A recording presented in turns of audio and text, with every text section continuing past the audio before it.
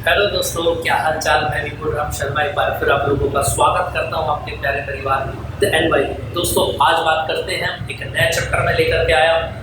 Class number 45 है हमारी और चैप्टर नंबर 3 यानी कि विद्युत धारा करंट इलेक्ट्रिसिटी हम यहाँ पर स्टडी करने वाले हैं।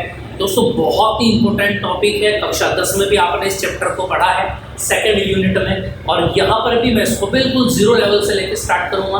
आपने उससे पहले क्या जानते हैं क्या नहीं जानते हैं सब बातों पर मिट्टी डाल दीजिए और एक नई सिरे से कॉपी पेंसिल लेकर के बैठ जाइए और मेरे साथ चलिए इस चैप्टर नंबर 3 के लंबे सफर पर। ठीक, चलिए तो दोस्तों बात करते हैं सबसे पहले इलेक्ट्रिसिटी और करंट, ये दोनों है क्या, पहले इनको देख लेते हैं। इससे पहले चैप्टर नंबर 1 में मैंने आपको आवेश बताया है, चार्ज स्टडी कराया है कि चार्ज क्या होता है। तो यहाँ पर अगर मैं बात करूँ आवेश करंट के बारे में तो ध्यान देंगे आप। सबसे पहले अगर मैं यहाँ पर बात करता हूँ, देखिए जरा, सबसे पहला पॉइंट हो जाता है वैद्युत धारा।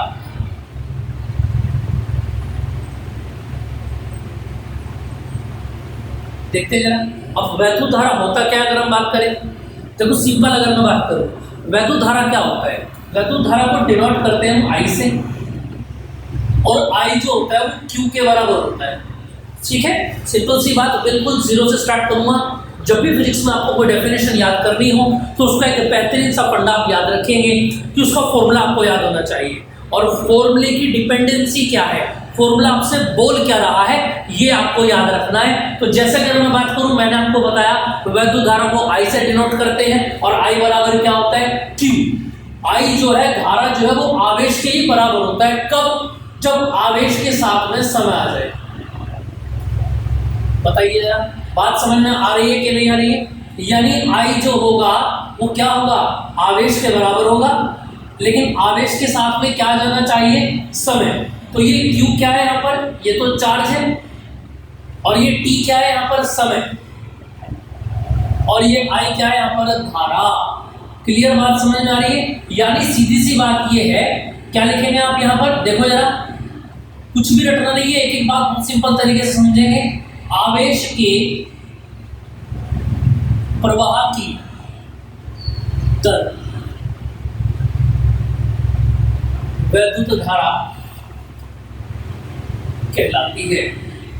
यानी यहां से एक बात समझ में आ गई क्या, देखो दर क्या होता है। आप कभी अगर बैंक में गए हो अपने पिताजी या माताजी के साथ, तो बैंक में आप लोगों ने देखा होगा कि वहां बहुत बड़ा सा चार्ट लगा होता है, और उसमें क्या लिखा रहता है कि 1 साल के लिए इतना % ब्याज, 2 वर्ष के लिए इतना, 3 के लिए इतना, 4 के लिए इतना। यानी कहने का मतलब यह है कि जब भी आपको समय दे दिया जाएगा, यानी समय से जहां पर भी आप भाग करेंगे दोस्तों, वो ही आपकी राशि क्या बन जाएगी, दर बन जाएगी। जैसे मैंने आपको कहा कि आवेश को भाग कर रहे हैं समय से, तो दर निकाल रहे हैं आवेश की। यानी सीधी सीधी बात हो गई, आवेश के प्रवाह यानी बहने, आवेश के बहने की दर, यानी आवेश को समय से भाग कर दो तो क्या बन जाएगा, वैद्युत धारा बन जाएगी। इतनी बात समझ में आ रही है कि नहीं आ रही है, यहां तक की बात क्लियर है। चलो इस बात को दूसरे तरीके से भी कह सकता हूं, क्या देखेंगे जरा, एक बहुत अच्छे तरीके से समझेंगे आप। एकांक समय में किसी चालक के एक सिरे से दूसरे सिरे तक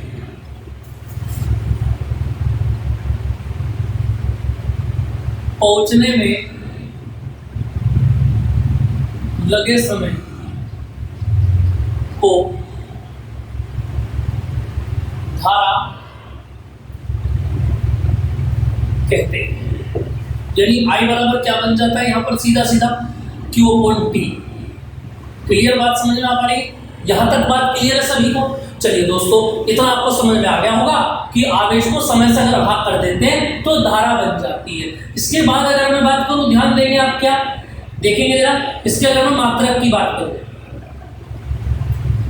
देखो जरा, I बराबर ऊपर क्या है, Q, तो Q का मात्रक क्या हो गया, बोलो, आवेश का मात्रक कूलम, जैसा कि आपको मैंने बता रखा है पहले क्लास में।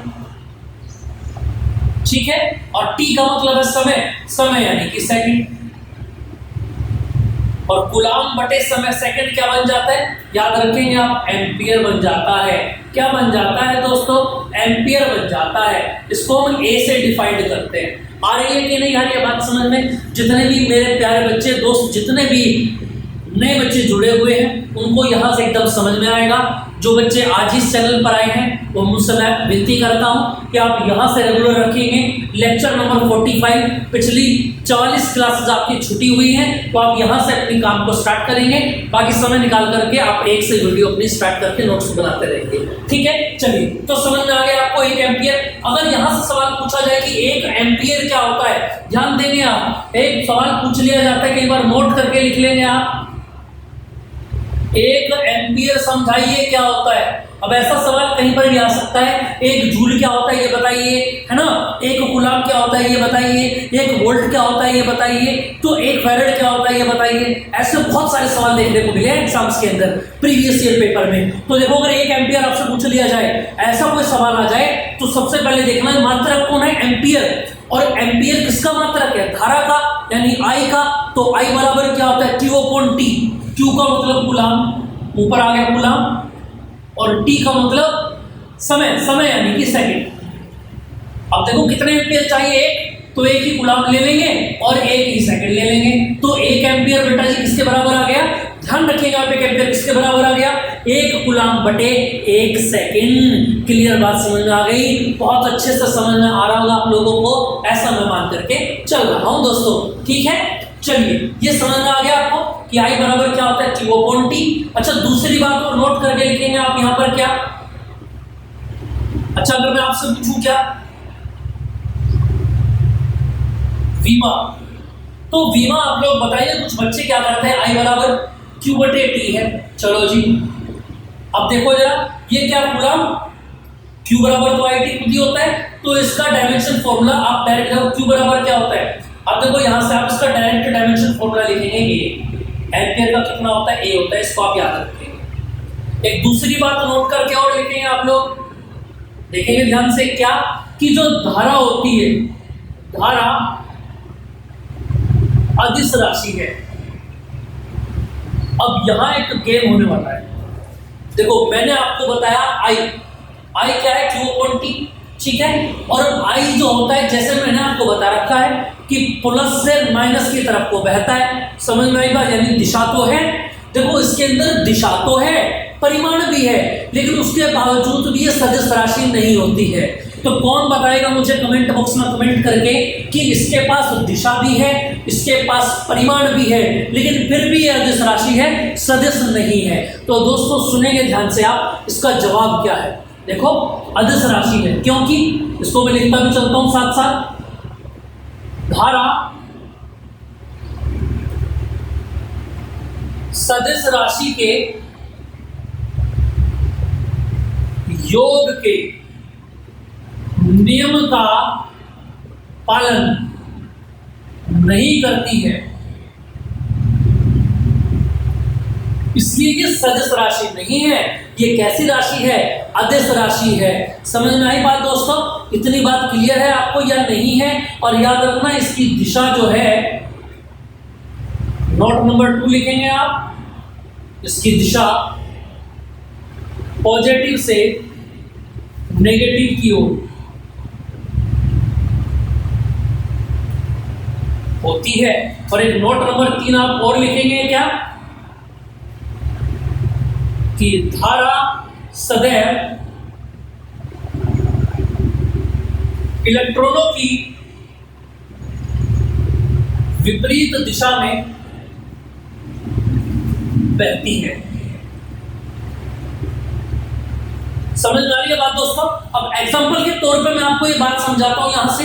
ये 3 पॉइंट बहुत ज्यादा मस्त है धारा के लिए, कि धारा कैसी राशि है, स्केलर क्वांटिटी है, पॉजिटिव से नेगेटिव की तरफ को बहती है, और तीसरा होता है सदैव इलेक्ट्रॉन की विपरीत दिशा में। जैसे कि एग्जांपल अगर मैं आपको समझाऊं कि यहां पर मैंने एक तार लिया, एक मेटालिक वायर है A to B, ठीक है। अब ध्यान रखिएगा, जो A है वो प्लस है और B जो है वो माइनस है। अब हमको एक बात पता है क्या कि आवेश का प्रवाह किसके ऊपर निर्भर करता है? इलेक्ट्रॉनों के ऊपर। तो इलेक्ट्रॉन जो है वो माइनस से प्लस की तरफ को आएगा। ये कौन चल रहा है? इलेक्ट्रॉन चल रहा है। और याद रखना इलेक्ट्रॉन माइनस से पॉजिटिव आ रहा है, यानी इस इलेक्ट्रॉन की विपरीत दिशा में A to B कौन जाएगा? धारा, यानी कि I की दिशा, जिसको आप नापेंगे एम्पियर में। और इसको नापने का यंत्र क्या होता है? याद रखना, इसको किस यंत्र से मापते हैं? अमीटर से मापते हैं। किससे मापते हैं? एमीटर से मापते हैं। और याद रखना एमीटर को जिस भी सर्किट के अंदर आपको I का मान निकालना होता है वहां इस एमीटर इस तरीके से होता है। देखो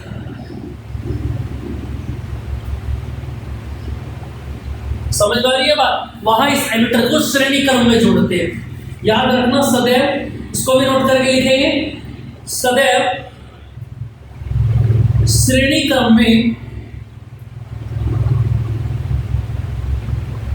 जोड़ा जाता है। आ रही है बात समझ में? यहां तक बात कोई दिक्कत किसी को? चलिए दोस्तों, यहां तक की बात में किसी भी तरह की कोई दिक्कत हो तो ये आपको समझ में आ गया होगा कि विद्युत धारा क्या होती है। अब याद रखना, अगर आपसे एक प्रश्न कहीं पर पूछ लिया जाए कि विद्युत धारा का मात्रक और विमा बताइए, तो याद रखेंगे मात्रक होगा विद्युत धारा का एम्पियर, जिसको एमीटर द्वारा, एमीटर यंत्र का नाम है, और उस यंत्र को जहां पर भी आपको करंट निकालना हो, करंट का मापन करना हो, वहां आप क्या करेंगे? उस क्रम में, श्रेणी क्रम में, सीरीज में इस एमीटर को जोड़ देंगे। जितनी भी रीडिंग ये एम्पियर की वहां से दिखाएगा वही आपका उस परिपथ में बहने वाला करंट होगा, यानी कि धारा होगी। तो आज की इस वीडियो में आपने धारा के बारे में पढ़ा और धारा का इंट्रोडक्शन मैंने आपको यहाँ पर कराया है। अगले क्लास में बहुत अच्छे पॉइंट्स लेकर के आऊंगा। बने रहिए हमारे साथ, अपनी कॉपी और पेंसिल जरूर लेकर आया करें। जय हिंद दोस्तों।